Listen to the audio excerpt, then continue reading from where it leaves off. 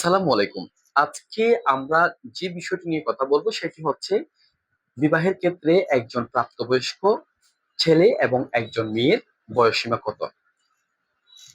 বাল্যবিবাহ নিরোধ আইন 2012 এই আইনে স্পষ্ট করে প্রাপ্তবয়স্ক ছেলে এবং মেয়ের বয়সসীমা লিমিট করে দেওয়া হয়েছে, যেখানে বলা হয়েছে প্রাপ্তবয়স্ক ছেলে বলতে বোঝানো হবে বিয়ের ক্ষেত্রে যার বয়স 21 পূর্ণ হয়েছে এবং মেয়ের ক্ষেত্রে যার বয়স সীমা 18 বছর পূর্ণ হয়েছে।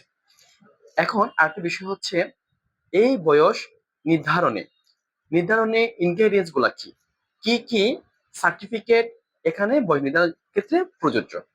প্রথম কথা হচ্ছে মেয়ে এবং ছেলের জন্ম নিবন্ধন, তাদের জাতীয় পরিচয়পত্র এবং প্রাথমিক ও মাধ্যমিক শিক্ষা সমাপনী প্রত্যয়ন এবং সমমানের প্রত্যয়ন এবং ছেলে এবং মেয়ের পাসপোর্টের কপি। এগুলাই হচ্ছে একজন ছেলে মেয়ের বিবাহের ক্ষেত্রে প্রাপ্তবয়স্ক নির্ধারণের জন্য নির্ধারিত উপযুক্ত ডকুমেন্ট। ভালো থাকবেন, আজকে এই পর্যন্ত। আসসালামু আলাইকুম।